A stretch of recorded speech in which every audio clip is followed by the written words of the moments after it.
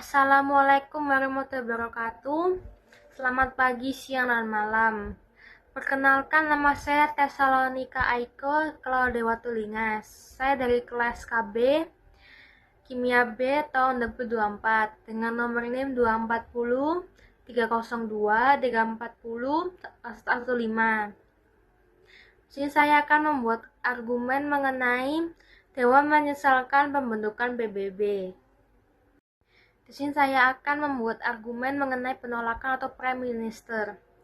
Ialah, penolakan Dewan terhadap pembentukan PBB dapat diperdebatkan dari beberapa sudut pandang. Berikut beberapa sudut pandang dari saya.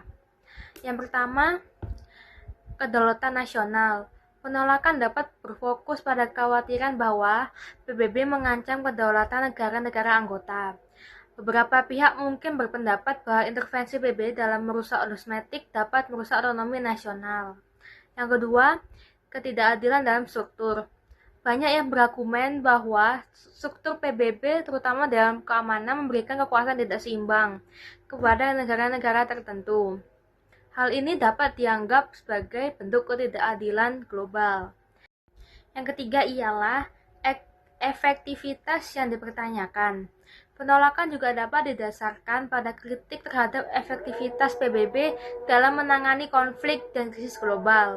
Beberapa mungkin merasa bahwa PBB tidak berhasil mencegah perang atau genosida, dan karena tujuan tidak memenuhi. Yang keempat, politik kekuasaan. Argumen lain bisa mengarah pada praktik politik kekuasaan di dalam PBB, di mana negara-negara besar menggunakan lembaga ini untuk kepentingan mereka sendiri, seringkali mengabaikan kepentingan negara kecil.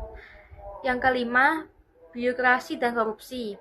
Penolakan juga bisa berfokus pada masalah birokrasi yang berlebihan dan dugaan korupsi dalam organisasi, yang menghambat kinerja PBB dalam mencapai tujuannya.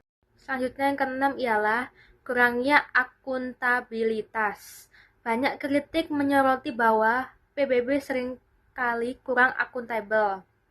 Keputusan yang diambil oleh berbagai badan PBB tidak selalu transparan, dan dalam beberapa kasus, negara-negara anggota tidak terikat untuk mengikuti resolusi yang dihasilkan. Hal ini dapat menyebabkan ketidakpuasan di kalangan anggota yang merasa suaranya tidak dihargai. Yang ketujuh ialah ketergantungan terhadap sumbangan negara. PBB sangat bergantung pada sumbangan negara-negara anggota untuk pendanaan operasional dan misi kemanusiaan. Ketergantungan ini dapat menyebabkan ketidakseimbangan dalam prioritas dan kebijakan karena negara-negara donor seringkali mengedepankan kepentingan politik mereka sendiri. Kesimpulannya ialah, secara keseluruhan, penolakan terhadap pembentukan PBB dapat berasal dari kekhawatiran terhadap keefektifan, akuntabilitas, dan ketidakadilan dalam sistem internasional.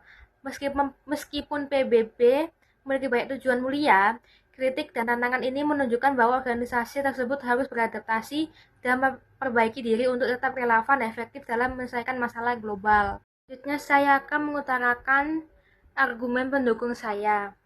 Yang pertama, perdamaian dan stabilitas global. PBB didirikan setelah Perang Dunia Kedua dengan tujuan utama menjaga perdamaian dan menjaga konflik berskala besar melalui misi pemeliharaan perdamaian. PBB telah berhasil mengurangi kekerasan di banyak wilayah konflik. Contoh nyatanya ialah misi dan Kongo dan Timor Leste membantu stabilisasi pasca konflik, membangun kembali intuisi, dan mendukung proses demokratis. Selanjutnya yang kedua ialah kerjasama internasional. PBB berfungsi sebagai platform utama untuk kerjasama internasional. Dalam era globalisasi, banyak tantangan seperti perubahan iklim, terorisme, dan pandemi memerlukan kolaborasi antar negara. PBB menyediakan forum untuk negara-negara berdiskusi dan merumuskan kebijakan bersama, seperti dalam konferensi perubahan iklim atau COP, yang mengumpulkan negara-negara untuk berkomitmen terhadap pengurangan emisi. Yang ketiga, promosi dan perlindungan hak asasi manusia. Salah satu pilar PBB adalah pemajuan hak asasi manusia. Melalui dokumen seperti Deklarasi Universal Hak Asasi Manusia, PBB berusaha menetapkan standar global. Badan-badan PBB seperti Komisi Hak Asasi Manusia memantau pelanggaran dan memberikan rekomendasi kepada negara untuk memperbaiki situasi hak asasi manusia. Yang keempat ialah resolusi konflik dan diplomasi. PBB berperan penting dalam menyelesaikan konflik dengan cara diplomatis, melalui negosiasi dan mediasi. PBB berusaha menciptakan solusi damai untuk berbagai sengketa. Contohnya peran PBB dalam proses perdamaian di Suriah dan berbagai upaya untuk menyelesaikan konflik di Timur Tengah menunjukkan pentingnya diplomasi internasional. Yang kelima ialah respon kemanusiaan. PBB juga berperan penting dalam memberikan bantuan kemanusiaan pada masyarakat yang terdampak bencana alam dan konflik.